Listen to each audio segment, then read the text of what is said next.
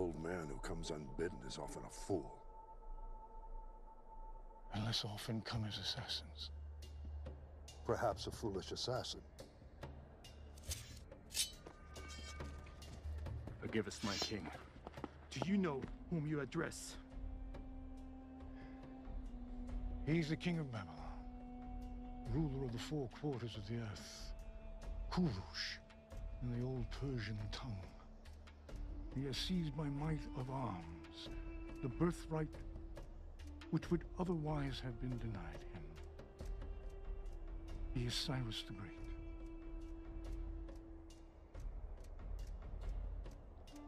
Leave us.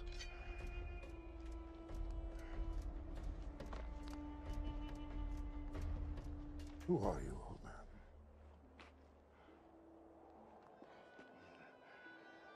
I am Daniel, of the tribe of Benjamin, made captive nearly 70 years ago by Nebuchadnezzar.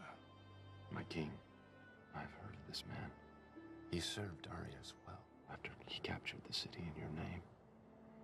It is said he spent a night in the lion's den. The beasts would not touch him.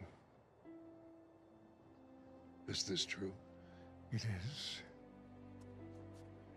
Oh. I know who you are now. Tell me why you're here. I seek to tell thee a story. A tale of 4 kings. One great, one foolish, one who has been deceived, and one who is destined to be regarded as wise for all the ages of the world to come. Stories from your imagination? No, king. For I will speak only the truth. And if you would not wish to hear it, you must bid me speak nothing. Come. You will give us entertainment while we eat. Please. Okay. My king, we're expected in Babylon this evening. The palace will be there in the morning. As you wish.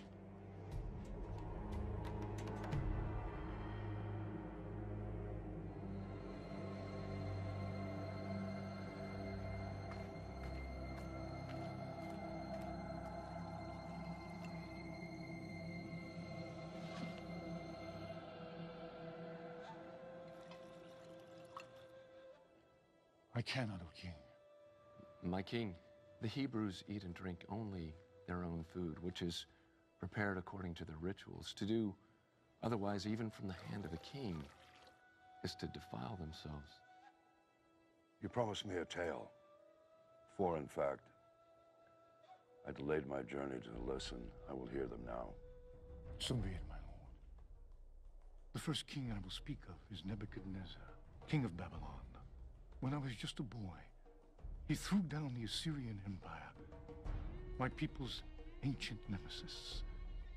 But the destruction of Israel's enemies brought us no relief, because in the 3rd year of Nebuchadnezzar's reign, he turned his gaze... Nang ikatlong taon ng paghahari ni Joasim na hari sa Huda, ay dumating sa Jerusalem si Nabucodonosor na hari sa Babylonia at kinubkob niya yaon. At ibinigay ng Panginoon sa kanyang kamay si Joasim na hari sa Huda, 10 ng bahagi ng mga kasangkapan ng bahay ng Diyos. At ang mga yaoy dinala niya sa lupain ng Sinar sa bahay ng kanyang Diyos. At ipinasok niya ang mga kasangkapan sa silid ng kayamanan ng kanyang Diyos. At ang hari ay nagsalita kay Aspenaz, na puno ng kanyang mga bating, na siya'y magdala ng ilan sa mga anak ni Israel sa makatudbagay sa lahing hari at sa mga mahal na tao, mga binatang walang kapintasan, kundi may mabubuting bikas at matatalino sa lahat na karunungan at bihasa sa kaalaman at nakakaunawa ng dunong, at may ganyang kakayahan na makatayo sa palasyo ng hari, at kanyang tuturuan sila ng turo at wika ng mga Kaldeo. At ipinagtakda ng hari sila ng bahagi sa araw sa pagkain ng hari at sa alak na kanyang iniinom. At sila'y kakandilihin na 3 taon upang sa wakas niya ay mga katayo sila sa harap ng hari. Comfort me, O Lord, comfort me and my brothers, and restore our spirit. Na sa mga ito nga, sa mga anak ni Juda, si Daniel, si Ananias, si Misael, at si Asarias.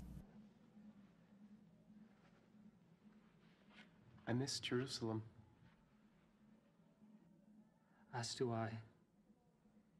I feel that we shall never see her again. Have faith, my brothers. I have only begun my studies, but here,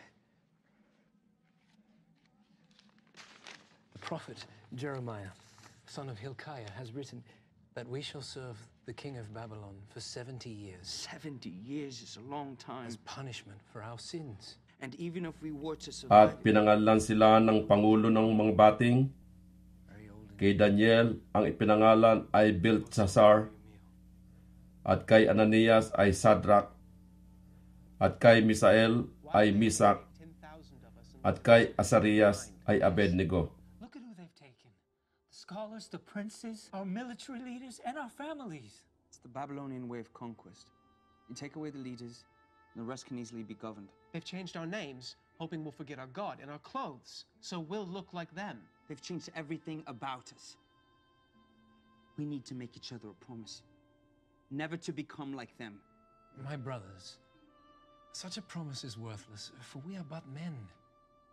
What we need to promise is to always love our God and be obedient to Him.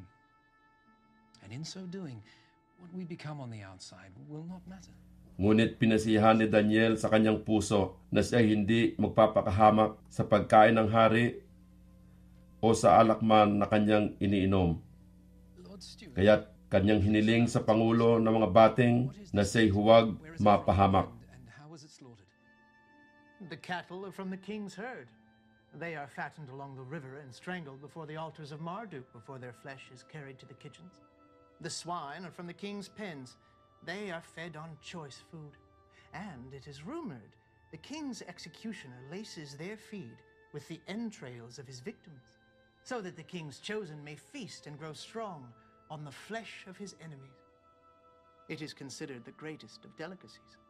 To some, perhaps, but not to us. We are forbidden to eat it. For the Almighty has commanded us, the pig is unclean. You are not to eat their meat or touch their carcasses. Nor can we eat anything sacrificed to gods other than our own. But the king he will not change the customs of his hall to fit your wishes. You must know this. And we will not ask him to. But you must eat.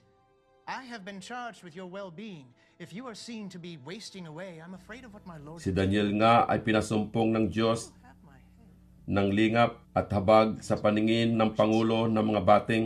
Therefore, At sinabi ng pangulo ng mga bating kay Daniel, give us nothing but vegetables. ako'y natatakot sa aking Panginoong Hari Compare our appearance to that. na nagtakda ng inyong pagkain at ng inyong inumin, sapagkat bakit niya makikita na ang inyong mga mukha ay maputla kaysa mga binata ng inyong mga kasinggulang? Appearance is found. Isa sa panganibingan ninyo ang aking ulo sa hari.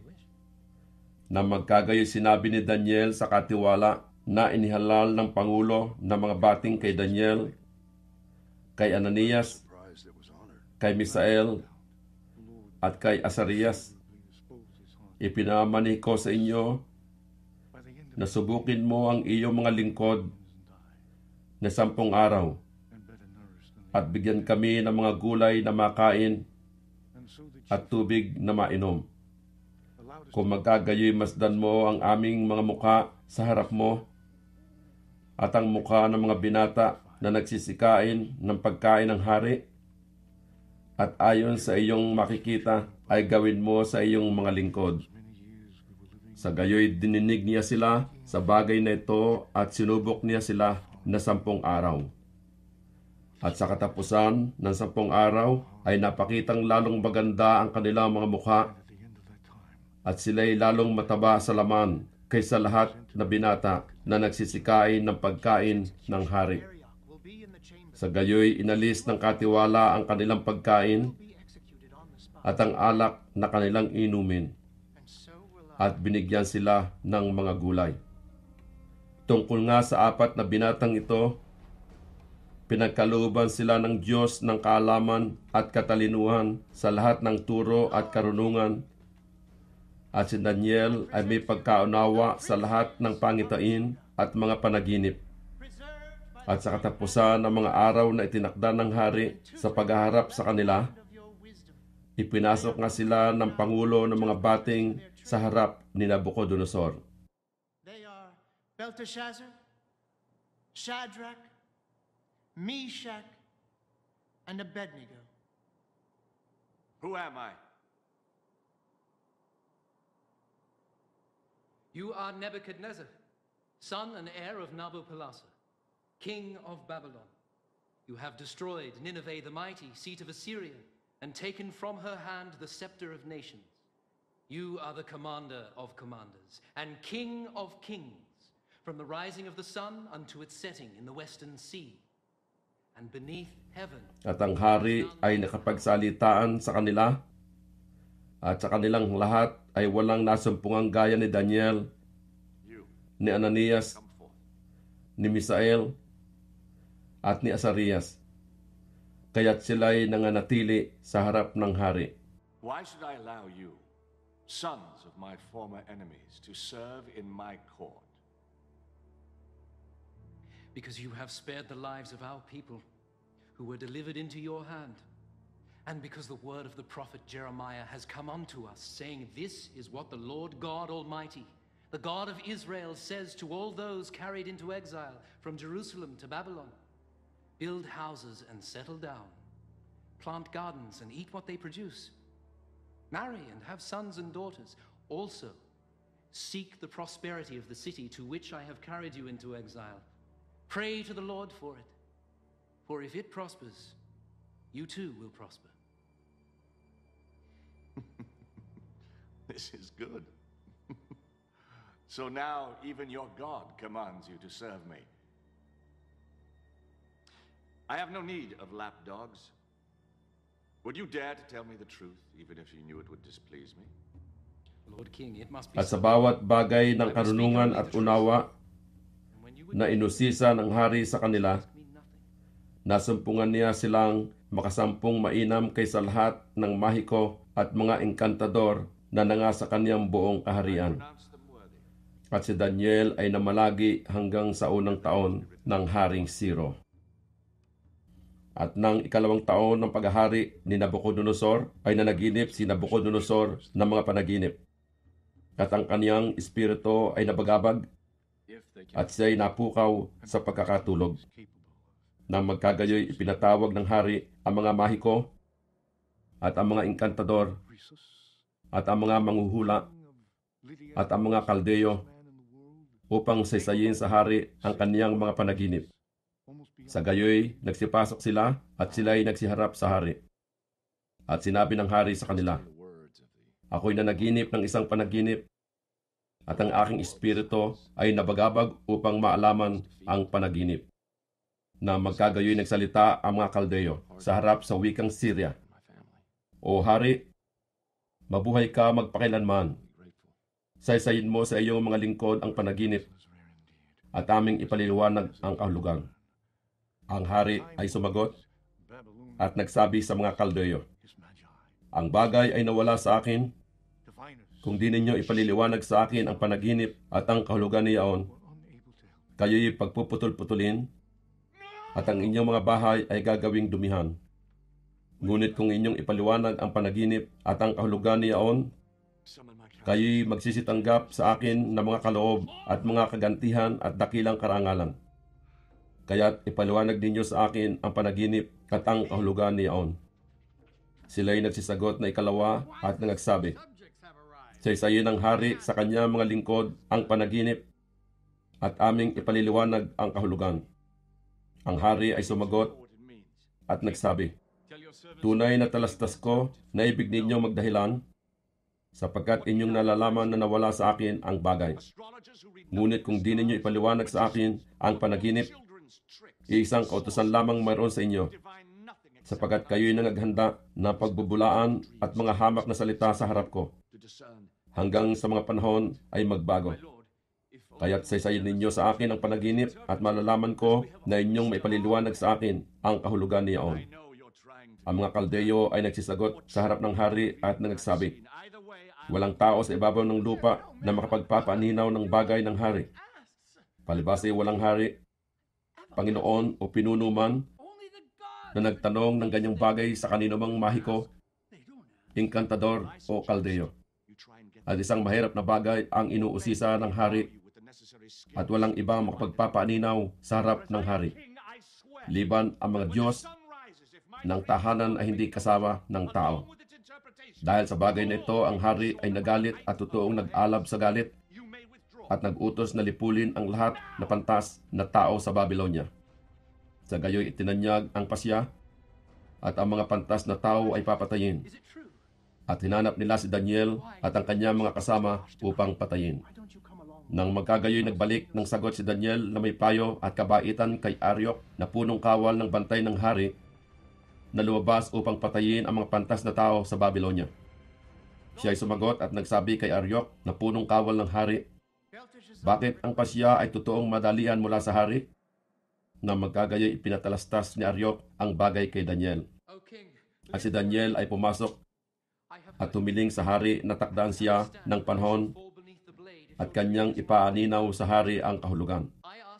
Nang magkagayoy naparoon si Daniel sa kanyang bahay at ipinaalam ang bagay kay Ananias, kay Misael at kay Asarias na kanyang mga kasama, upang sila'y magsipagnais ng kaawaan sa Diyos ng langit tungkol sa lihim na ito, upang si Daniel at ang kanyang mga kasama ay hindi mga matay na kasama ng ibang mga pantas na tao sa Babylonia. Nang magkagayoy nahayag ang lihim kay Daniel sa isang pangitain sa gabi. Nang magkagayoy pinuri ni Daniel ang Diyos sa langit. Si Daniel ay sumagot at nagsabi, purihin ang pangalan ng Diyos magpakilanman, sapagkat ang karunungan at kapangyarihan ay Kanya. At Kanyang binabago ang mga panahon at mga kapanahunan. Siya ay nag-aalis ng mga hari at naglalagay ng mga hari. Siya ay nagbibigay ng karunungan sa marunong at kaalaman sa makakaalam ng unawa. Siya ay naghahayag ng malalim at lihim na mga bagay.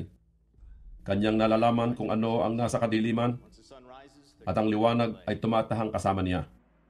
Pinasasalamatan kita at pinupuri kita, o ikaw na Diyos ng aking mga magulang, na siyang nagbigay sa akin ng karunungan at lakas at nagpatalastas ngayon sa akin ng ninais namin sa iyo, sapagkat iyong ipinaalam sa amin ang bagay ng hari.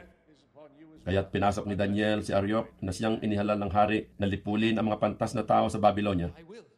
Siya'y naparoon at nagsabi sa kanya ng ganito, huwag mong lipulin ang mga pantas na tao sa Babylonia.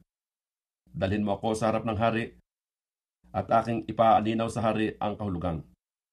Nang magkagayoy dinalang madali ni Aryok si Daniel sa harap ng hari at nagsabing ganito sa kanya, ako'y nakasumpong na isang lalaki sa mga anak na nangabihag sa Huda na magpapaaninaw sa hari ng kahulugan. Ang hari ay sumagot at nagsabi kay Daniel na ang pangalan ay Beltsasar. May papaaninaw mo baga sa akin ang panaginip na aking nakita at ang kahulugan niyaon? Si Daniel ay sumagot sa harap ng hari at nagsabi, ang lihim na itinatanong ng hari ay hindi maipaaninaw sa hari kahit na mga pantas na tao, na mga enkantador, na mga mahikuman o na mga manghuhulaman. Ngunit may isang Diyos sa langit na nag-ahayag ng mga lihim, at siyang nagpapaaninaw sa Haring Nabucodonosor kung ano ang mangyayari sa mga huling araw. Ang iyong panaginip at ang pangitain ng iyong ulo sa iyong higaan ay ang mga ito. Tungkol sa iyo, O Hari, ang iyong mga pag-iisip ay dumating sa iyo sa iyong higaan. Kung ano ang mangyayari sa panahong darating, at siya na naghahayag ng mga lihim ay ipinaaninaw sa iyo kung ano ang mangyayari. Ngunit tungkol sa akin, ang lihim na ito ay hindi nahayag sa akin ang dahil sa anumang karunungan na tinamo kong higit kaysa sino mang may buhay, kundi upang maipaninaw sa hari ang kahulugan at upang iyong maalaman ang mga pag-iisip ng iyong puso. Ikaw, o hari, nakakita at narito ang isang malaking larawan. Ang larawang ito na makapangyarihan at ang kanyang kakinangan ay mainam, ay tumayo sa harap mo at ang anyo niya ay kakilakilabot. Tungkol sa larawang ito, ang kanyang ulo ay dalisay na ginto at ang kanyang dibdib at ang kanyang mga bisig ay pilak. Ang kanyang tiyan at ang kanyang mga hita ay tanso. Ang kanyang mga binti ay bakal. Ang kanyang mga paay isang bahagi ay bakal at isang bahagi ay putik na luto. Iyong tinitingnan hanggang sa may natinag na isang bato. Hindi na mga kamay na tumama sa larawan sa kanyang mga paang bakal at putik na luto at mga diaoy binasag. Na magkagayoy ang bakal, ang putik na luto, ang tanso, ang pilak, at ang ginto ay nagkaputol-putol na magkakasama at naging parang dayami sa mga giikan sa tag-araw at tinangay ng hangin na walang dakong kasumpungan sa mga yaon, at ang bato na tumama sa larawan ay naging malaking bundok at pinuno ang buong lupa. Ito ang panaginip at aming sasaysayin ang kahulugan ni Yaon sa harap ng hari. Ikaw, o hari, ay ang hari ng mga hari na pinagbigyan ng Diyos sa langit ng kaharian, ng kapangyarihan at ng kalakasan at ng kalwalatian. At alinmang tinatahanan ng mga anak ng mga tao, ng mga hayop sa parang at ng mga ibon sa himpapawid ay ibinigay sa iyong kamay. At pinapagpuno ka sa kanilang lahat. Ikaw ang ulo na ginto. At pagkatapos mo ay babangon ang ibang kaharian na mababa sa iyo, at ang ibang ikatlong kaharian na tanso na magpupuno sa buong lupa. At ang ikaapat na kaharian ay magiging matibay na parang bakal, palibhasa ang bakal ay nakadudurog at nakapagpapasuko ng lahat ng bagay. At kung paanong dinidikdik ng bakal ang lahat ng ito, siya'y magkakaputol-putol at madidikdik. At yamang iyong nakita na ang mga paa at mga daliri, ang isang bahagi ay putik na luto ng magpapalyok at ang isang bahagi ay bakal, ay magiging kahariang hati. Ngunit magkakaroon yaon ng kalakasan ng bakal. Yamang iyong nakita na ang bakal ay nahalo sa putik na luto. At kung paanong ang mga daliri ng paa ay bakal, ang isang bahagi at ang isang bahagi ay putik, magkakagayon ang kaharian ng isang bahagi ay matibay at isang bahagi ay marupok. At yamang iyong nakita na ang bakal ay nahaluan ng putik na luto, sila'y magkakahalo ng lahi ng mga tao. Ngunit hindi sila magkakalakipan, gaya ng bakal na hindi lumalakip sa putik. At sa mga kaarawan ng mga haring iyon ay maglalagay ang Diyos sa langit ng isang kaharian na hindi magigiba kailanman. O ang kapangyarihan man niya ay iiwan sa ibang bayan, kundi pagpuputol-putulin at lilipulin niya ang lahat na kahariang ito, at siya ay lalagi magpakailanman. Yamang iyong nakita ng isang bato ay natibag sa bundok, hindi ng mga kamay at pumutol ng mga bakal, ng tanso, ng putik, ng pilak at ng ginto. Ipinaalam ng dakilang Diyos sa hari kung ano ang mangyayari sa haharapin. At ang panaginip ay tunay at ang pagkakapaaninaw niya ay tapat. Na magkagayoy ang haring Nabucodonosor ay nagpatirapa at sumamba kay Daniel at nag-utos na sila'y maghandog ng alay ng may masarap na amoy sa kanya. Ang hari ay sumagot kay Daniel at nagsabi, "Sa katotohanan, ang inyong Diyos ay Diyos ng mga Diyos at Panginoon ng mga hari at tagapagpahayag ng mga lihim. Yamang ikaw ay nakapaghayag ng lihim na ito."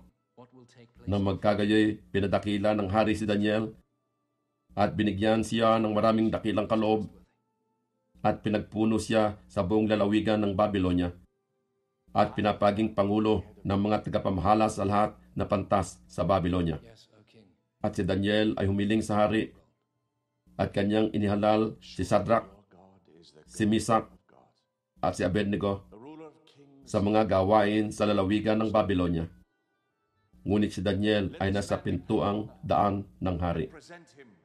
Si Nabucodonosor na hari ay gumawa ng isang larawang ginto na ang taas ay 60 siko at ang luwang niya ay 6 siko. Kanyang itinayo sa kapatagan ng Dura sa lalawigan ng Babylonia. Na magkagayoy nagsugos si Nabucodonosor na hari upang pisanin ang mga satrapa, ang mga kinatawan at ang mga gobernador, ang mga hukom, ang mga tagapag-ingat yaman, ang mga kasangguni, ang mga pinuno at ang lahat na pinuno sa mga lalawigan upang magsiparoon sa pagtatalaga ng larawan na itinayo ni Nabucodonosor na hari. At sino man na hindi magpatirapa at sumamba sa oras na yaon ay iahagi sa gitna ng mabangis na hurnong nagniningas. Dahil dito sa oras na yaon ay nagsilapit ang ilang taga-Kaldea at nagsumbong laban sa mga Hudyo. May ilang Hudyo na iyong inihalal sa mga gaway sa lalawigan ng Babylonia na si Shadrach, si Meshach, at si Abednego. Ang mga lalaking ito, o hari, ay hindi ka pinakundanganan.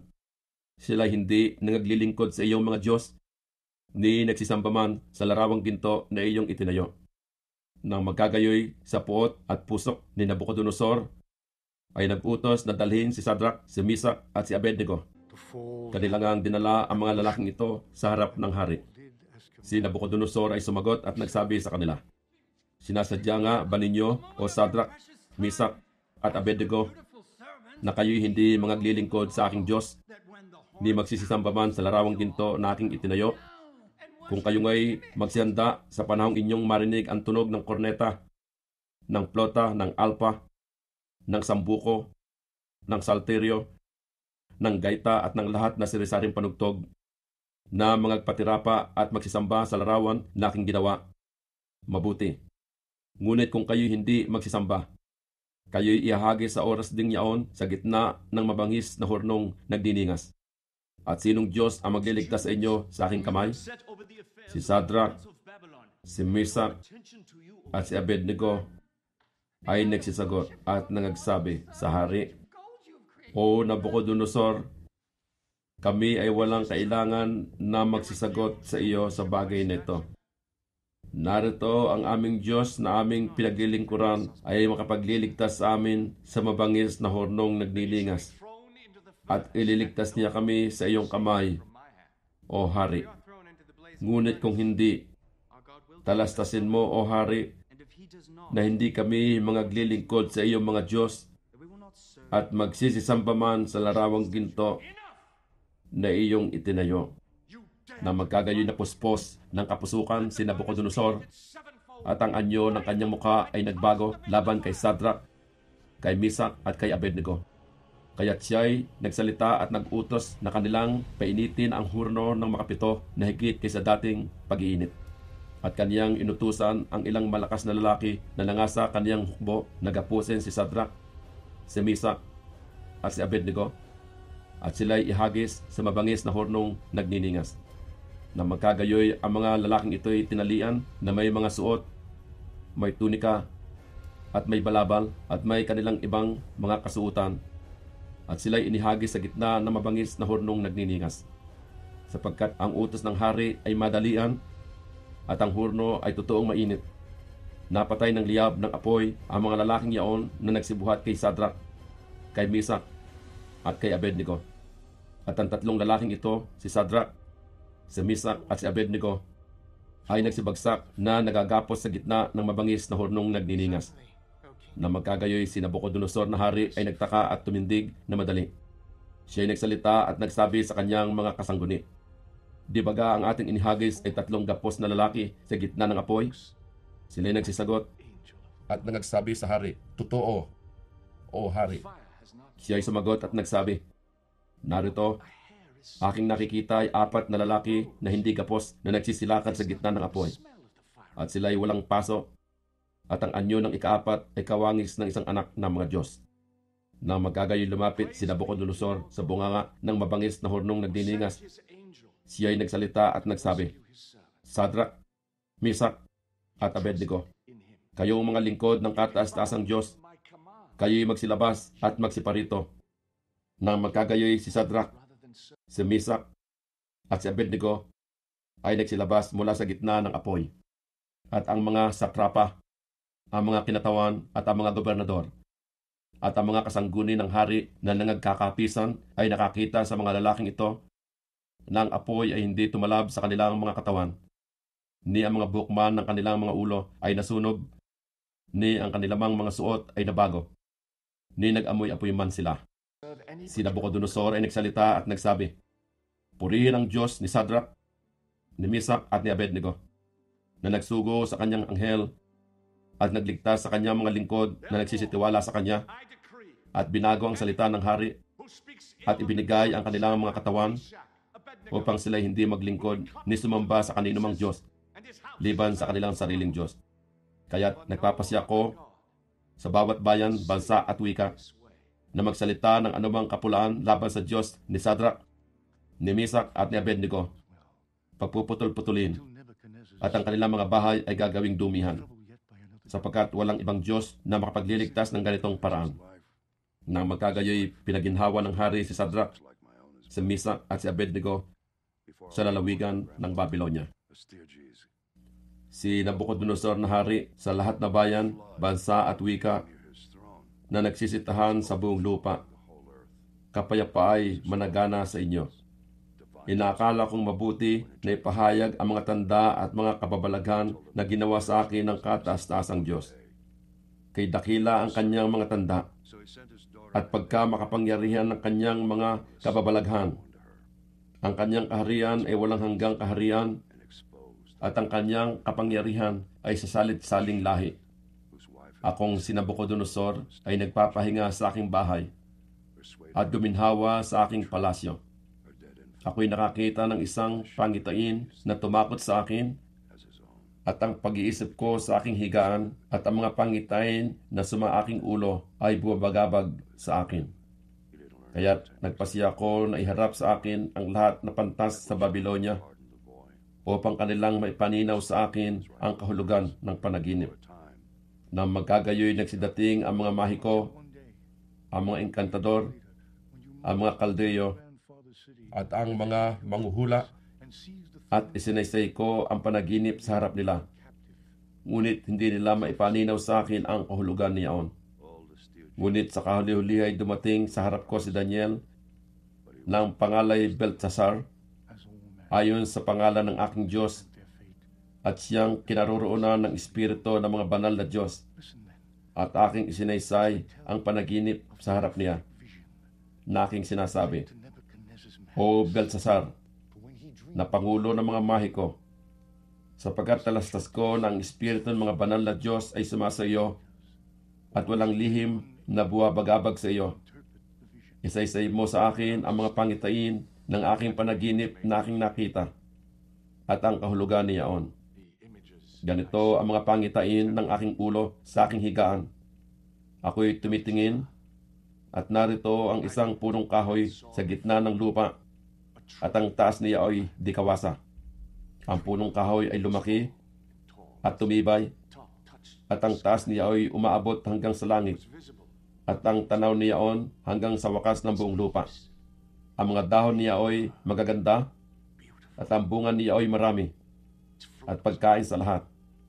Ang mga hayop sa parang ay may lihim sa ilalim niyaon, at ang mga ibon sa himpapawid ay nagsisitahan sa mga sanga niyaon, at ang lahat na laman ay nangabubusog doon. May nakita ko sa mga pangitain ng aking ulo sa aking higaan, at narito, isang bantay at isang banal ay buwaba mula sa langit. Siya ay sumigaw ng malakas at nagsabi ng ganito, "Ibuwal ang kahoy at putulin ang mga sanga niyan. Lagasin ang mga dahon niyan, at isang bulat ang mga bunga niyan. Paalisin ang mga hayop sa ilalim niyan, at ang mga ibon sa mga sanga niyan. Ngayon may inyong iwan ang tuod ng kanyang mga ugat sa lupa, na magkatali ng bakal at tanso sa murang damo sa parang, at bayaang mabasa siya ng hamog ng langit, at makasalo siya ng mga hayop sa damo sa lupa. Bayaang ang kanyang puso na pusong tao ay mapalitan at ang puso ng hayop ay mabigay sa kanya at mangyaring makapito sa kanya. Ang hatol ay sa pamagitan ng pasya ng mga bantay at ang utos ay sa pamagitan ng salita ng mga banal upang makilala ng mga buhay na ang kataas-taasan ay nagpupuno sa kaharian ng mga tao at ibinibigay niya ito sa kaninumang kaniyang ibigin at itinataas niya sa kanya ang pinakamababa sa mga tao. Akong si Nabucodonosor na hari ay nakakita ng panaginip na ito at ikaw, O Beltsasar, ipahayag ang kahulugan sapagkat lahat na pantas sa aking kaharian ay hindi makapagpaaninaw sa akin ng kahulugan. Ngunit may paaninaw mo sapagkat ang Espiritu ng mga banal na Diyos ay sumasa iyo. Na magkagayo si Daniel ng pangalay Beltsasar, natigilang sandali at binagabag siya ng kanyang mga pag-iisip. Ang hari ay sumagot at nagsabi, Beltsasar, huwag kang bagabagin ng panaginip. Unang kahulugan. Si Beltsasar ay sumagot at nagsabi, Panginoon ko, ang panaginip ay mangyari nawa sa napupot sa iyo, at ang kahulugan niya ay mangyari nawa sa iyong mga kaaway. Ang punong kahoy na iyong nakita na tumutubo at tumitibay na ang taas ay umaabot sa langit, at ang tanaw niya ay sa buong lupa, na mga dahon magaganda, at ang bunga niya ay marami, at pagkain sa lahat ng lilim ay tinatahanan ng mga hayop sa parang, at ang kanyang mga sangay dinadapuan ng mga ibon sa himpapawid. Ay ikaw, O hari, na lumalaki at nagiging malakas, sapagkat ang iyong kadakilaan ay lumaki at umaabot hanggang sa langit, at ang iyong kapangyarihan ay hanggang sa wakas ng lupa. At yamang nakita ng hari ang isang bantay at isang banal na bumababa mula sa langit at nagsabi, Ibuwal ninyo ang punong kahoy at inyong lipulin. Gayon may itira ninyo ang tuod ng mga ugat niyaon sa lupa na magkatali ng bakal at tanso sa murang damo sa parang, at bayaang mabasa siya ng hamog ng langit at makasalo siya ng mga hayop sa parang hanggang sa mangyari sa kanya na makapito. Ito ang kahulugan ng hari at siyang pasya ng kataas-taasan na sumapit sa aking Panginoon na hari, na ikaw ay mahihiwalay sa mga tao at ang iyong tahanan ay mapapasama sa mga hayop sa parang, at ikaw ay pakakanin ng damo na gaya ng mga baka, at mababasa ka ng hamog ng langit, at makapitong mangyayari sa iyo hanggang sa iyong maalaman na ang kataas-taasan ay nagpupuno sa kaharian ng mga tao at nagbibigay niyaon sa kaninumang ibigin niya. At yamang kanilang iniutos na iwan ang tuod ng mga ugat ng kahoy, ang iyong kaharian ay tunay na magiging iyo pagkatapos na iyong maalaman na mga langit ay nagpupuno. Kaya't, O hari, tanggapin mo ang aking payo at lansagin mo ng katuwiran ang iyong mga kasalanan at ng pagpapakita ng kaawaan sa dukha ang iyong katampalasanan. Baka sakaling ikatibay ng iyong katiwasayan. Sa lahat ng ito'y sumapit sa haring Nabucodonosor. Sa katapusan na 12 buwan ay lumalakad siya sa palasyo ng hari sa Babylonia. Ang hari nagsalita at nagsabi, Hindi ba ito ang dakilang Babylonia na aking itinayo na pinakatahan ng hari sa pamagitang lakas ng aking kapangyarihan at sa ikaluluwalhati ng aking kamahalan? Samantalang ang salita ay nasa bibig pa ng hari, ay may isang tinig na nanggaling sa langit na nagsasabi, O Haring Nabucodonosor, siya iyo'y sinalita, ang kaharian ay mahihiwalay sa iyo, at ikaw ay palalayasin sa mga tao, at ang iyong tahanan ay mapapasama sa mga hayop sa parang. Ikaw ay pakakanin ng damo na gaya ng mga baka, at makapitong mangyayari sa iyo, hanggang sa iyong maalaman na ang kataas-taasan ay nagpupuno sa kaharian ng mga tao at ibinibigay sa kaninumang kaniyang ibigin. Nang oras ding yaon ay natupad ang bagay kay Nabucodonosor, at siya ay pinalaya sa mga tao at kumain ng damo na gaya ng mga baka, at ang kanyang katawan ay nabasa ng hamog ng langit, hanggang sa ang kanyang buhok ay lumagong parang balahibo ng mga agila, at ang kanyang mga kuko ay parang mga kuko ng mga ibon.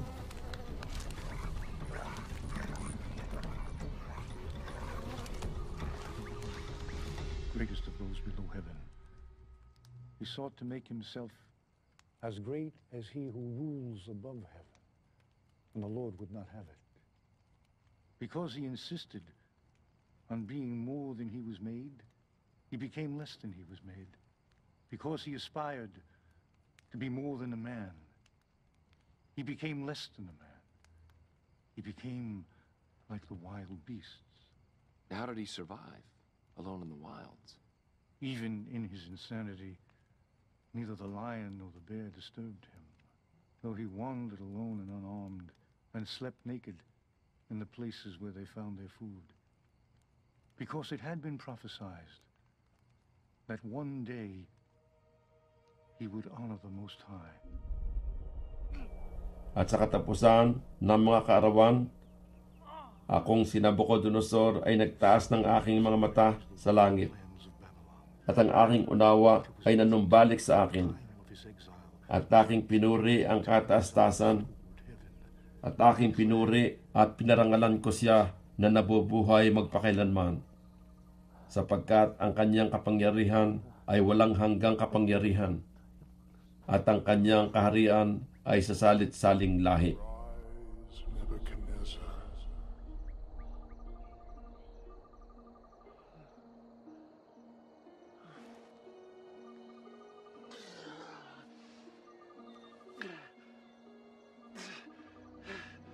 Please, dominion. Is an eternal dominion. At ang lahat na mananahan sa lupa ay nabilang sa wala. At kaniyang ginagawa ang ayon sa kanyang kalooban sa hukbo ng langit at sa mga mananahan sa lupa. At walang makakahadlang sa kanyang kamay o makapagsasabi sa kanya, anong ginagawa mo? Sa oras ding yaon ay nanumbalik sa akin ang aking unawa. At sa ikaluluwalhati ng aking kaharian ay nanumbalik sa akin ang aking kamahalan at kakinangan. At hinanap ko ng aking mga kasangguni at mga mahal na tao, at ako'y natatag sa aking kaharian at marilag na kadakilaan ay nadagdag sa akin. Ngayon akong si Nabucodonosor ay pupuri at nagbubunyi at nagpaparangal sa hari ng langit, sapagkat ang lahat niyang gawa ay katotohanan at ang kanya mga daan ay kahatulan. At yaong nagsisilakad sa kapalaluan ay kaniyang mapabababa. Are just. And those who walk in pride, he is able to humble. And so Nebuchadnezzar returned to his throne, but eventually he was gathered to his fathers, and a series of new kings came to the throne, none lasting more than a short time. You're about to tell about the downfall of Babylon, are you not? I am. Well, at last we come to the part of the tale where I have some knowledge to share. For though I had conquered from east to west, Babylon was the last to resist me, and I dreaded its siege. For Babylon's wealth had allowed her to lay in enough grain to last for years, and her towers, walls, and gates were so formidable that even untrained men could defend them with ease. Walls too high to scale, with parapets wide enough for chariots to patrol them, and a river-fed moat to cross before even getting there. It was enough to freeze the heart of even an old soldier such as I am. Then one night as I lay on the ground, courting sleep that would not come,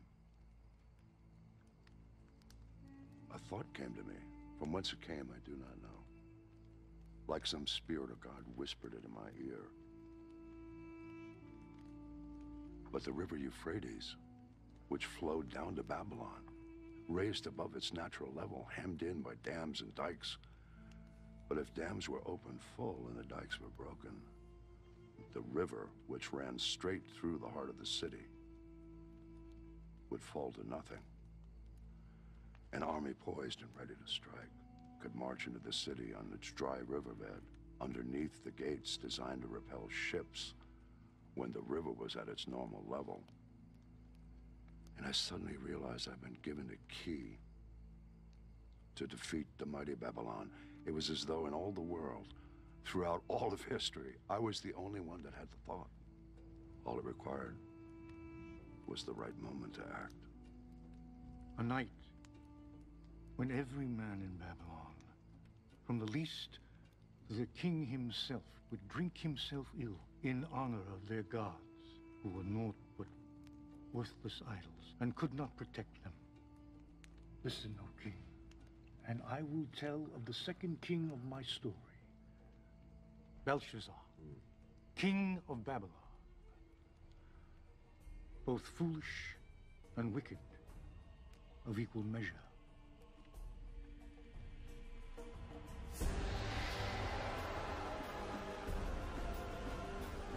Si Belshazzar na hari ay gumawa ng malaking piging sa 1,000 na kanyang mga mahal na tao at uminom ng alak sa harap ng 1,000.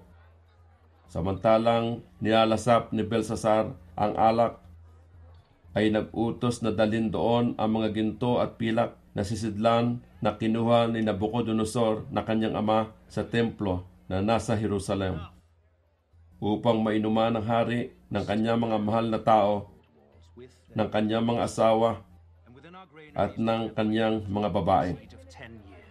Our watchmen have seen the Persians digging, my lord. They seem quite concerned about this, my king.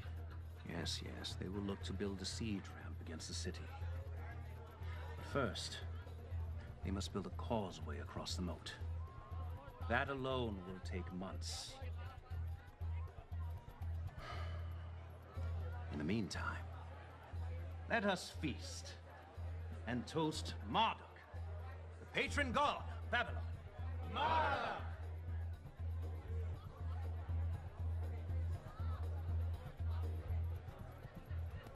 Nang magkagayoy, dinala nila ang mga gintong sisidlan na kinuha sa templo ng bahay ng Diyos na nasa Jerusalem, at ininuman ng hari at ng kanyang mga mahal na tao at ng kanyang mga asawa at ng kanyang mga babae. Is it wise to use the vessels? My king, these cups are considered sacred. Are they not, my king? Perhaps in Jerusalem! By that pathetic desert deity of Judah. But here they are spoiled for our gods, and they would have me use them as I see fit. Bring them!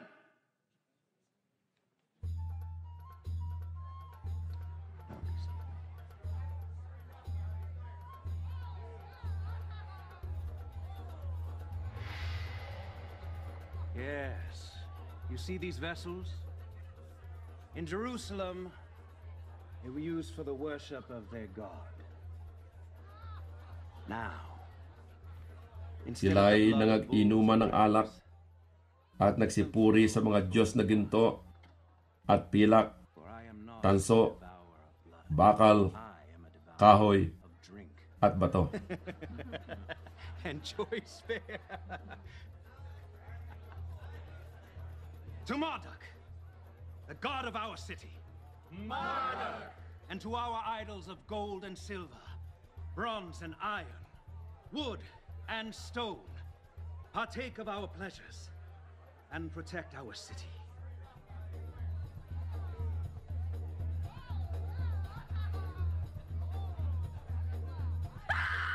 Nang oras ding yaon ay may lumabas na mga daliri ng kamay ng isang tao at sumulat sa tapat ng kandelero sa panig na may palitada ng palasyo.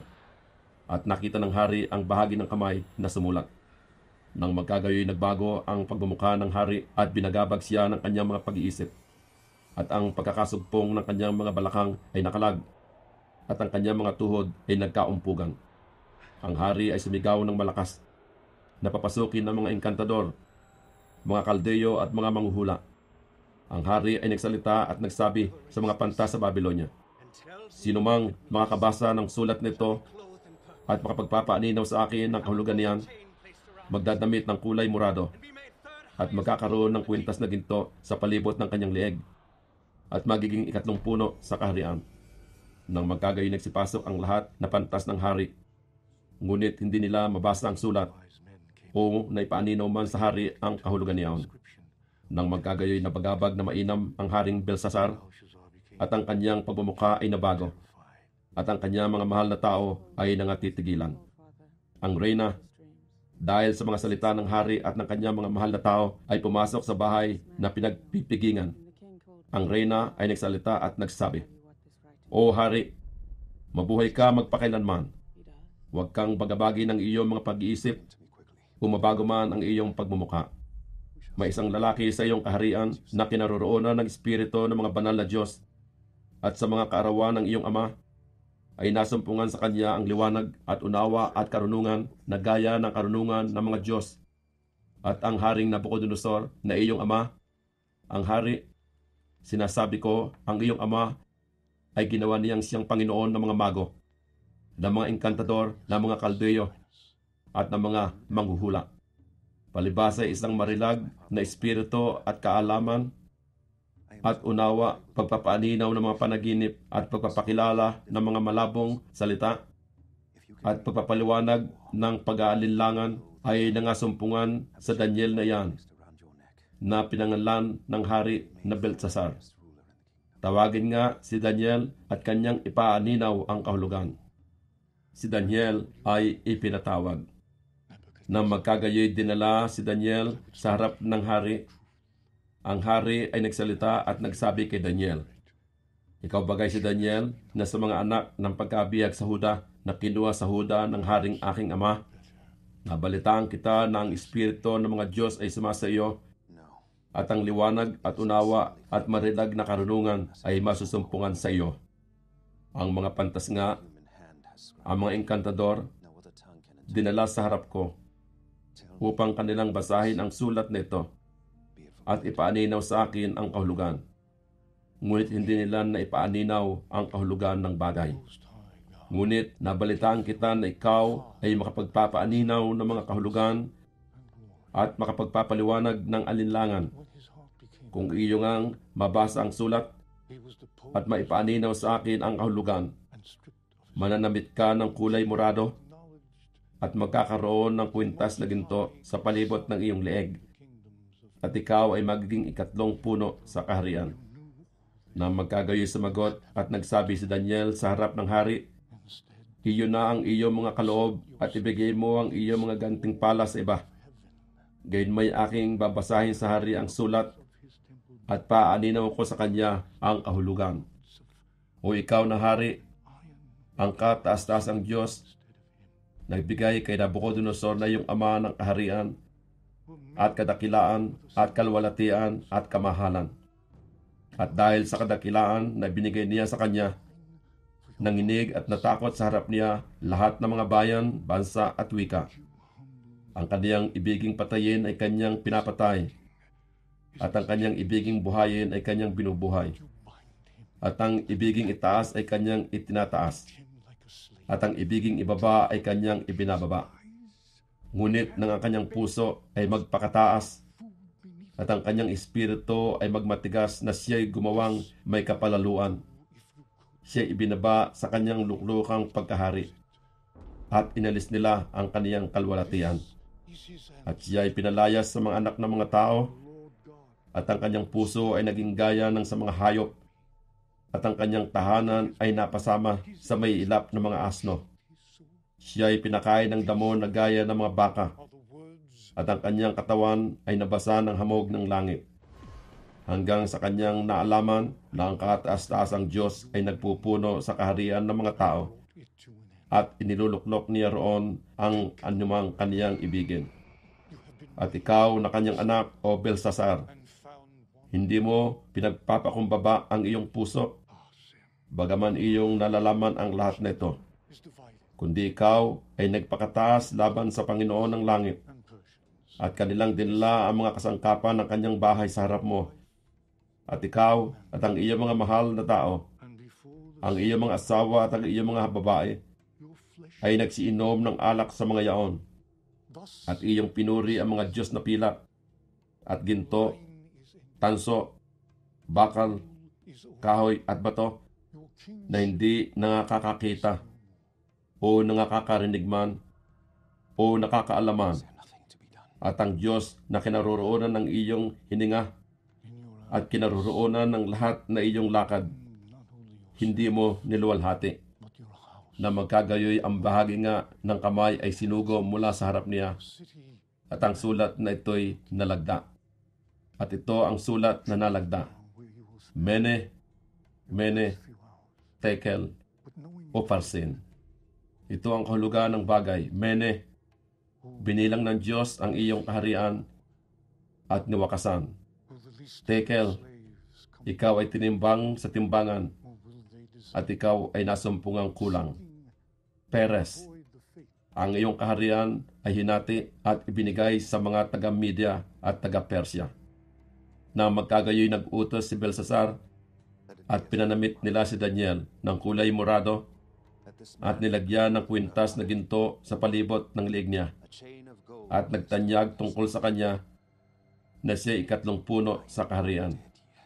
Nang gabing yaon ay napatay si Belsasar na hari ng mga taga-Kaldeya at tinanggap ni Dario na taga-Media ang kaharian na nooy 62 taon ang gulang niya. I am King Belshazzar of the Babylonians. Unharm me! Surrender or die! Never!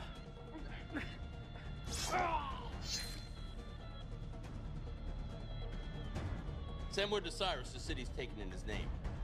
As he has commanded, I shall assume the crown. You know who stands before you?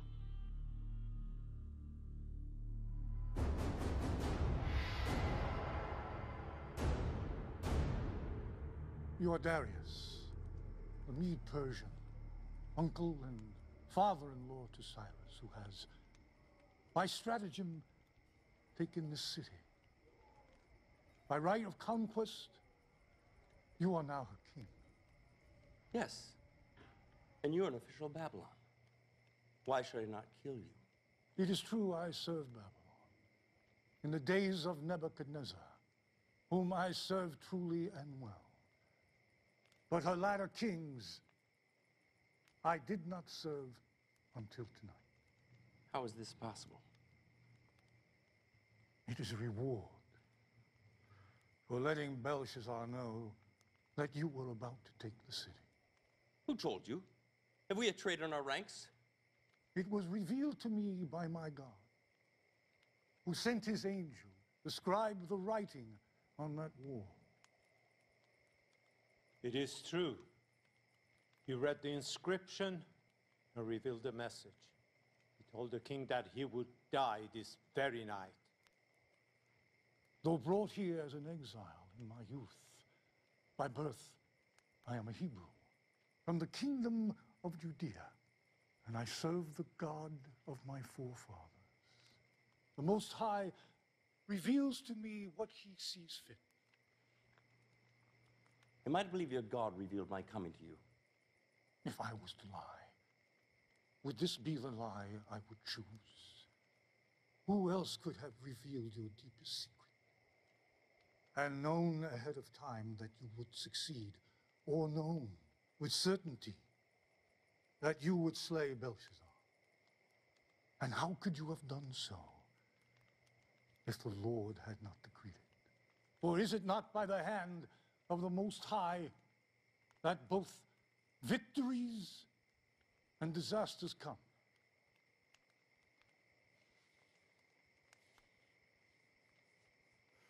I would have you put this gift of divination at my service. Yet how do I know I could trust you, Hebrew? I will speak to you honestly, my king. And when you would not hear the truth, you must ask me nothing. So be it. I see by your insignia you were made third in all of Babylon. That is not the Persian way. For below me I have 3 administrators, all of equal rank. Yet I shall name you one of the 3. What are the other counselors? Slay them. If they were loyal to the former master, they're no good to me. If they were disloyal to him, then they will be disloyal to me. Ah, Darius. He's twice my uncle, by blood and marriage, and serves me well as co-counsel to my empire. As it pleased Darius to appoint 120 satraps to rule throughout the kingdom, with administrators above them, one of whom was me.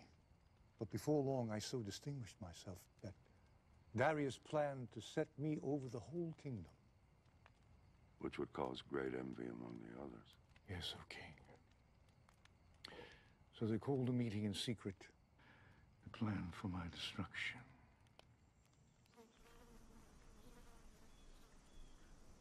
Are we safe? Did anyone see you? No. Why are we meeting so far from the city? Do you think it would be wise for this meeting to be overheard by anyone? Are you sure you weren't followed? Not unless whatever's following has wings. We don't have much time.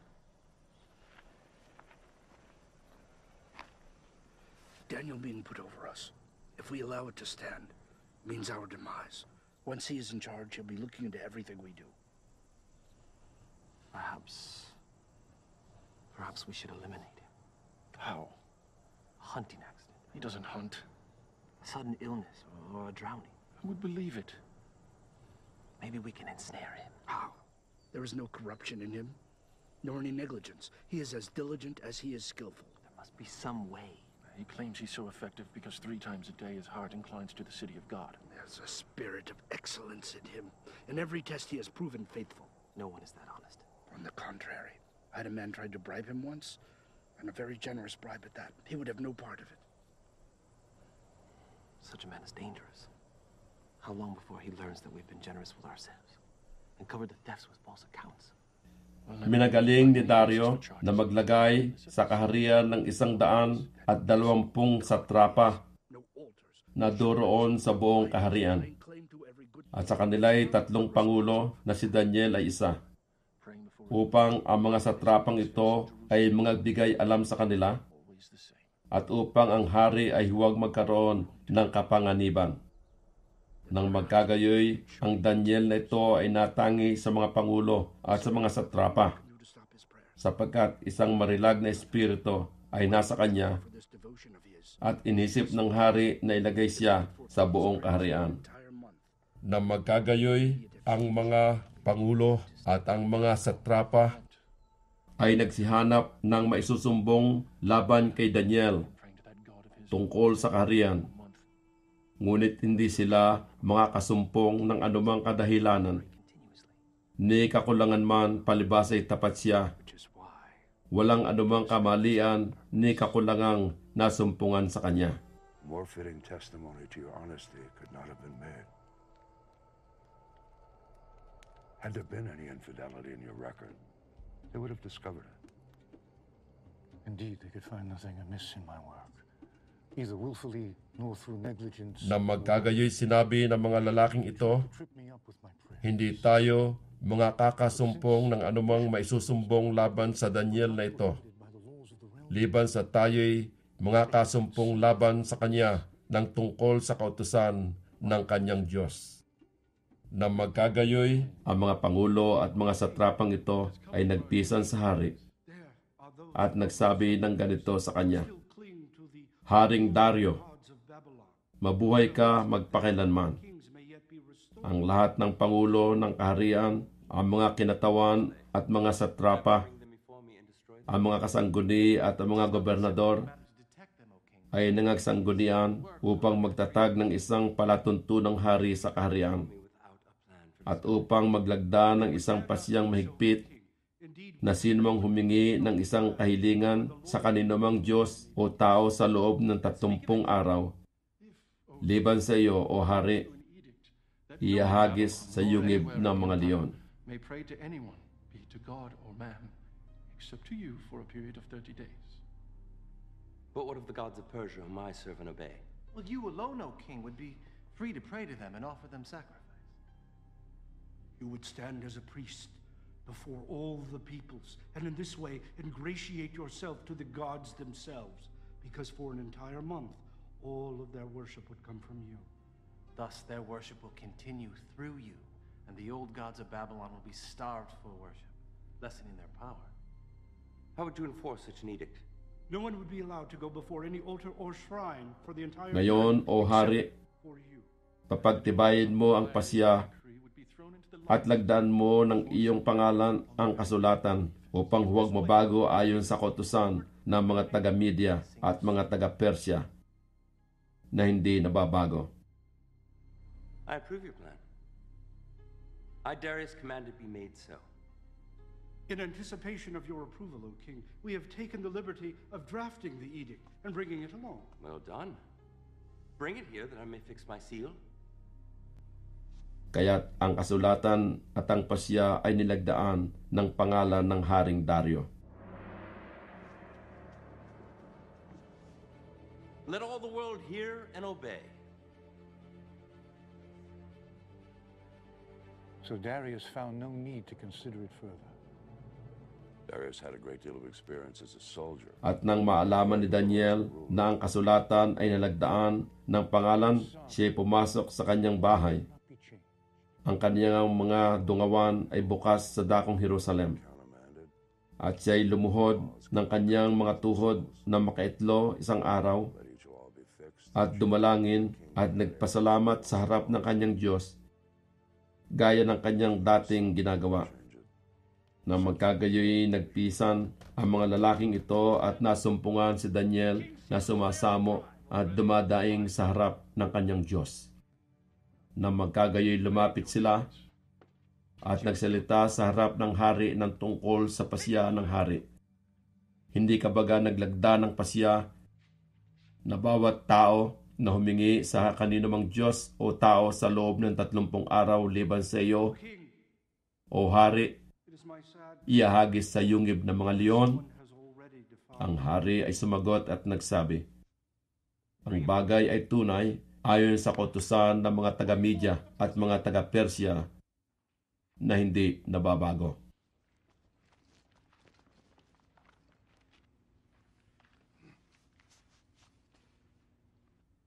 Daniel, he is one of the exiles from Judah. He pays no attention to you, O king, or to the decree you have put in writing. He still prays 3 times a day. What sort of foolishness is this? Daniel's my chief advisor. No one is above the law. Yes. Na magkagayoy nagsisagot sila at nagsabi sa harap ng hari, ang Daniel na yaon na sa mga anak na nangabihag sa Huda, hindi ka pinakundanganan o hari o ang pasyaman na iyong nilagdaan ng pangalan, kundi dumadalangin na makaitlo sa isang araw. For the next 30 days, anyone who prays to any god or man other than Darius the king shall be thrown into the lion's den on the same day the offense is discovered. By my hand and seal, Darius the king, ruler of the Medes and Persians.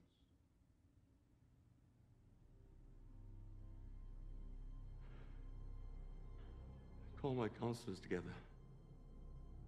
We will begin the trial. Okay. Live forever. There is no need of a trial. I am guilty. Knowing the king's command, I have disobeyed it. The commands of the king are immutable, and once uttered, cannot be changed. I shall command my wise men to make every effort to search out some reason that the law may be found unenforceable. I do not think they will find one. Let them search, O king, but only for a short time. Because your own law commands that sentence be carried out the day of the offense. Already, the shadows are starting to grow longer, and you have only until sunset. Darius was angry with himself for allowing himself to be fooled, seeing that their purpose was not for his honor and glory, but rather for Nang marinig nga ng hari ang mga salitang ito na manglaw na mainam at inilagak ang kanyang puso kay Daniel upang iligtas siya at kanyang pinagsikapan hanggang sa paglubog ng araw na iligtas siya.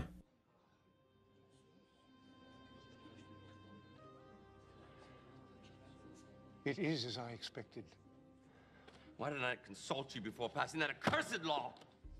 Now I'm forced to abide by my own decree. A king who will not enforce his own laws cannot be a king. Your enemies know this and use it to their advantage. Do not grieve, O king. The Most High does not want you to deliver me. If he grants me deliverance, it will be by his own hand, not yours. It is a privilege he reserves unto himself.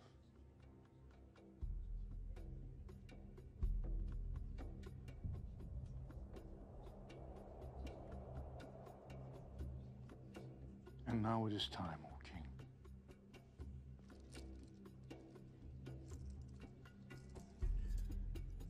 That I may not break your laws a second time. I will walk with you, Daniel. One last time. Nang magkagayoy nagpisan ang mga lalaking ito sa hari at nagsabi sa hari, "Talastasin mo, o hari, na isang kautusan ng mga taga-Media at ng mga taga-Persya na walang pasya o palatuntunan man na pinagtitibay ng hari na mababago." I will bless those who bless you, and whoever curses you, I will curse. They have surely cursed me, and may yet live to reap the fruits of that curse.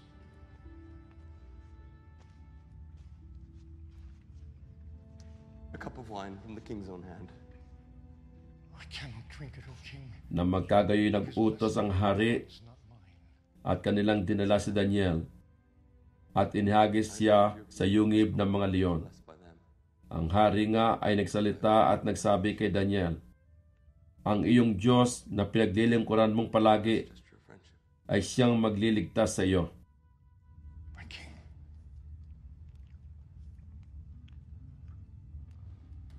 Goodbye, my friend. Farewell, but perhaps not goodbye. We have yet to see what the dawn will bring.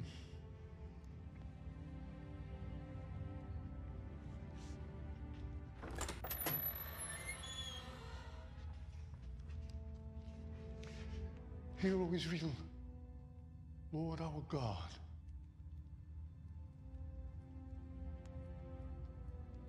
The Lord is one. At isang bato ay dinala at inilagay sa bunganga ng yungib at tinatakan ng hari ng kanyang singsing na panatak at ng singsing na panatak ng kanyang mga mahal na tao upang walang anumang bagay ay mababago tungkol kay Daniel. Distant memory, and the king will need us again.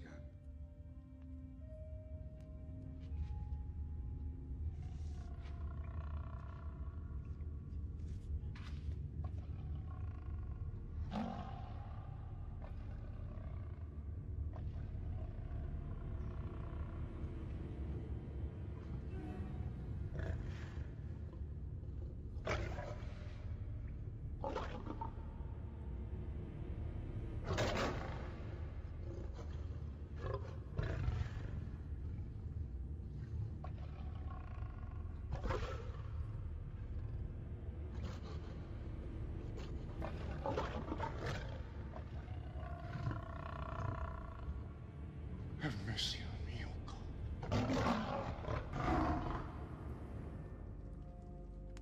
Nang magkagayoy umuwi ang hari sa kanyang palasyo at nagparaan ng buong gabi na nag-aayuno at wala kahit panugtog ng tugtugin na dinala sa harap niya at kaniyang pag-aantok ay nawala.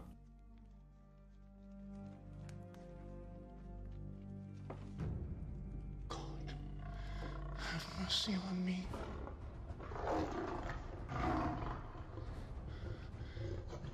In you my soul takes refuge. I am in the midst of lions, surrounded by ravenous beasts, whose teeth are spears, whose tongues are sharp as swords. I call upon your name, O Lord. From the depths of the pit, hear my plea. Come near. You say, do not fear. O Lord, take up my case. Redeem my life.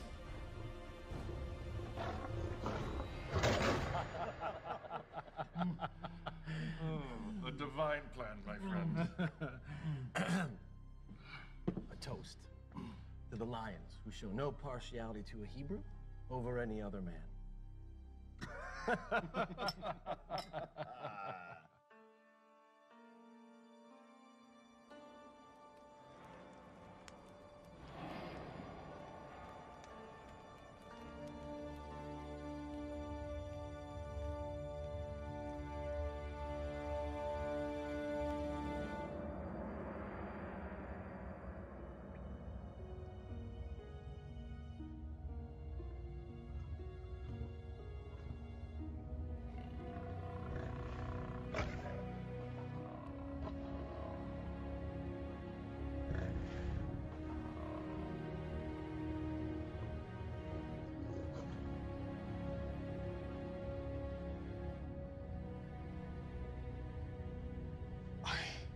Extol the Lord at all times. His praise be ever on my lips. But those who seek the Lord will lack for no good thing. A righteous man may have many troubles, but the Lord rescues him from them all.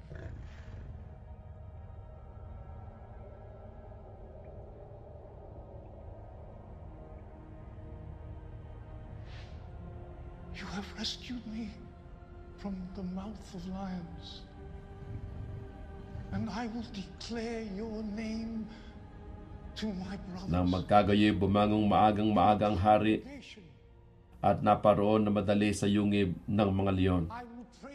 At nang siya lumapit sa yungib kay Daniel, siya'y sumigaw ng taghoy na tinig.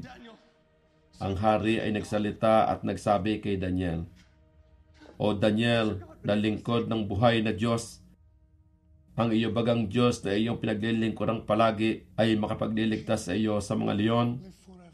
Sinabi nga ni Daniel sa hari, "O hari, mabuhay ka magpakailanman.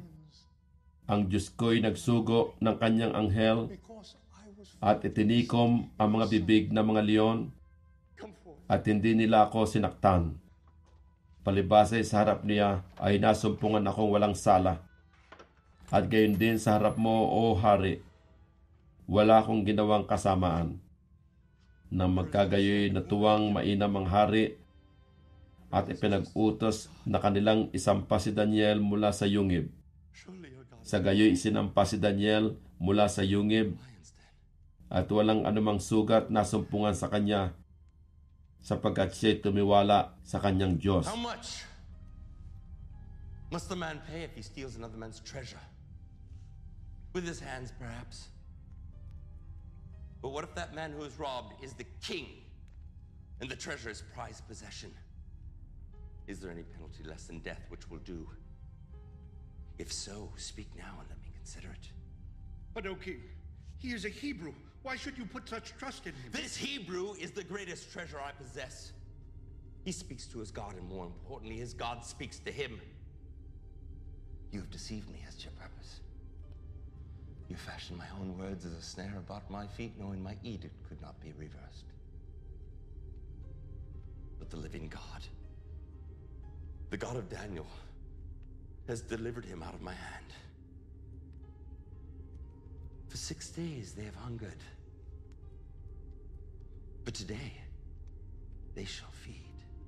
No, no, no, no, no!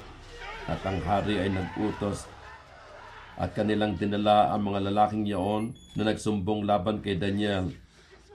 At sila ay inihagis nila sa yungib ng mga leon. Sila ang kanilang mga anak at ang kanilang mga asawa.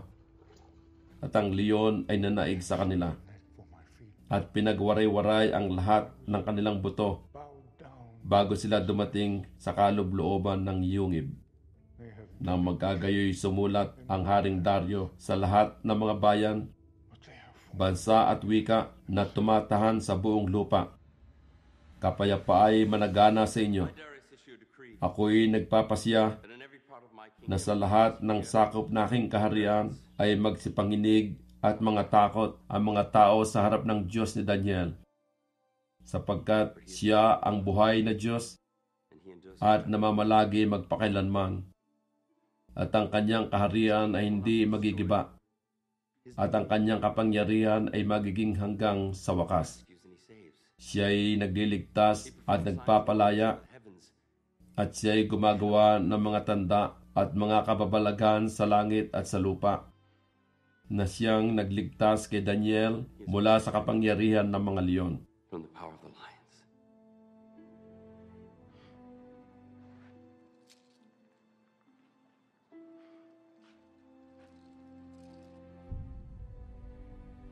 Gayon guminhawa ang Daniel na ito sa paghahari ni Dario at sa paghahari ni Ciro na taga-Persia.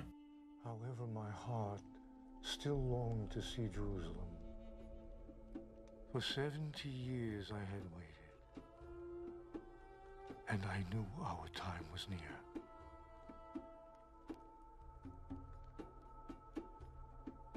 Lord, through your prophet Jeremiah, when 70 years are completed for Babylon, I will come to you and fulfill my gracious promise and bring you back to this land. My heart grows with excitement that now that time has come.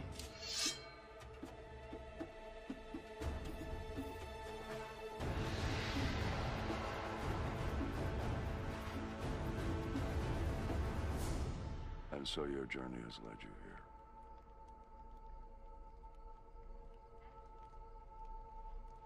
You've spoken of three kings, Nebuchadnezzar the mighty, Belshazzar the foolish, and Darius, who was deceived.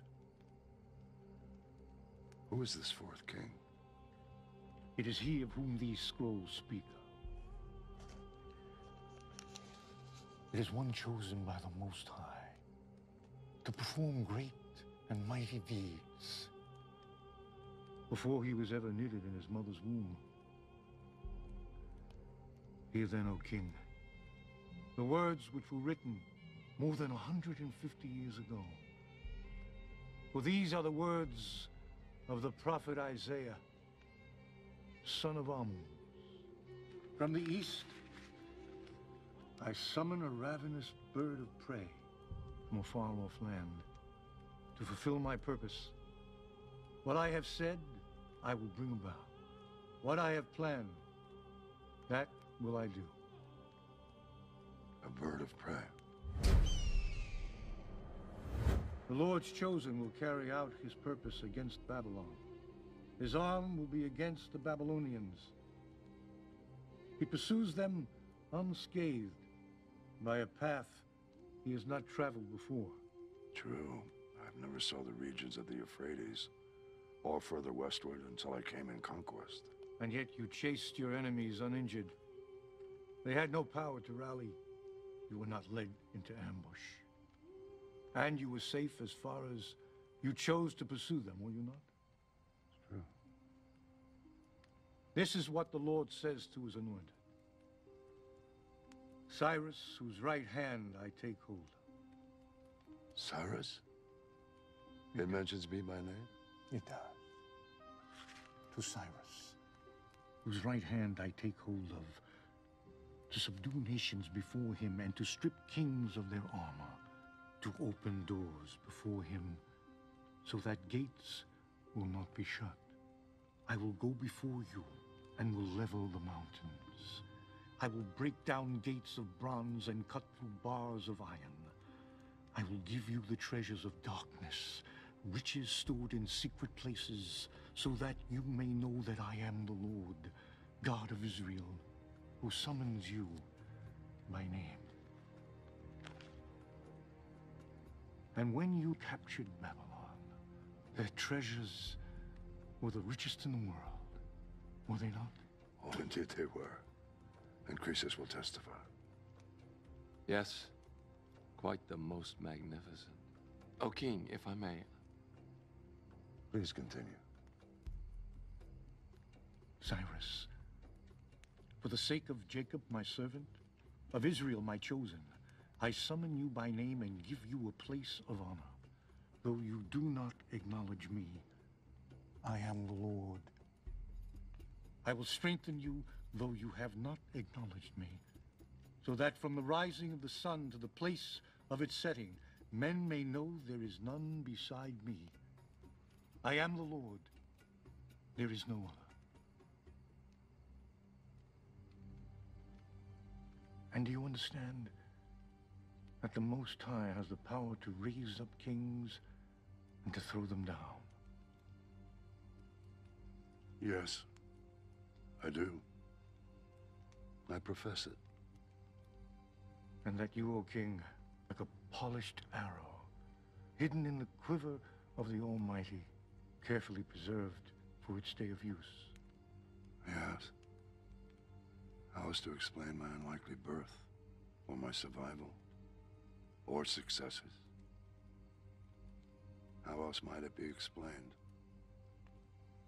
All my life, I had always thought of myself as favored by my gods. Is it possible that I've been favored by yours? You have answered your own question, O king. For nearly 2 centuries, the message in this scroll has awaited your coming. This is what the Lord says. I am the Lord, who has made all things, who alone stretched out the heavens, who spread out the earth by myself, who foils the signs of false prophets and makes fools of diviners, who overthrows the learning of the wise and turns it into nonsense, who says of Jerusalem, it shall be inhabited. Of the towns of Judea, they shall be built, and of their ruins I will restore them. Who says of Cyrus, he is my shepherd, and I will accomplish all that I please. He will say of Jerusalem, let it be rebuilt, and of the temple, let its foundation be laid. He even calls me a shepherd. I who was saved by a shepherd's hand. And I was raised in a shepherd's house. It's I who refer to myself as a shepherd of my people. Who else could have known this? The power of God or his prophet? 70 years are over, my king. 70 years since I was taken from the land of my birth. Babylon has been punished. You have punished her. Only one thing remains. For you to free her. O king, the words of the scroll are in a tongue foreign to us. Should we not at least confirm them? No. Old friend, have you heard nothing? Do you not recognize the truth when you hear it? Or do you suppose this Daniel has spent a lifetime arranging events in the hopes of one day deceiving me? Your God has called me a shepherd, and so to your people I shall be, to rescue them from wolves and tyrants, to gather them gently, and to relieve them from bondage, and provide for their return. And so say I, Cyrus, king of the Persians, let Jerusalem be rebuilt. The Lord God of heaven has given me all the kingdoms of the earth, and has appointed for me to build a temple in Jerusalem, in Judea. Any one of his people among you, may his God be with you. Let him go to Jerusalem in Judea and build a temple of the Lord, the God of Israel. In all my years, I had never known envy. But that day, I came closer to tasting it than I ever have. For I would never see the temple I so yearned to see. However, my heart was joyous as my brothers and sisters departed on their journey home, while I remained in Babylon, awaiting the day when I too would be gathered to my ancestors. And remember me also, O Lord, and show mercy, according to your great love. At sa panahong yaon ay tatayo si Miguel na dakilang prinsipe na tumatayo sa ikabubuti ng mga anak ng iyong bayan. At magkakaroon ng panahon ng kabagabagan na hindi nangyari kailanman mula nang magkaroon ng bansa hanggang sa panahong yaon. At sa panahong yaon ay maliligtas ang iyong bayan, bawat isa na masusumpungan na nakasulat sa aklat. At marami sa kanila na nangatutulog sa alabok ng lupa ay mga gigising. Ang iba'y sa walang hanggang buhay, at ang iba'y sa kahiyan at sa walang hanggang pagkapahamak. At silang pantas ay sisilang na parang ningning ng langit. At silang mga babalik ng marami sa katuwiran ay parang mga bituin magpakailanman. Ngunit ikaw, O Daniel, isara mo ang mga salita at tatakan mo ang aklat hanggang sa panahon ng kawakasan. Marami ang tatakbo ng parot parito at ang kaalaman ay lalago. Ngunit yumaon ka ng iyong lakad hanggang sa ang wakas ay mangyari, sapagkat ikaw ay magpapahinga at tatayo sa iyong kapalaran sa wakas ng mga araw.